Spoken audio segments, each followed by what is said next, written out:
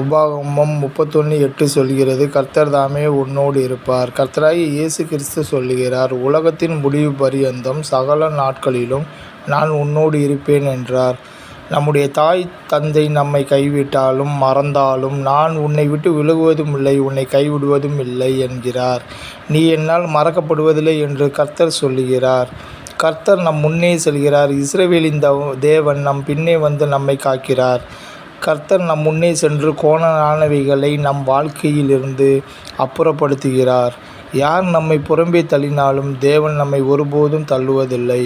அவர் நம் மீது அன்பாகவே இருக்கிறார். அன்பு நம்முடைய சகல பாவங்களையும் நம்மை விட்டு அகற்றும்.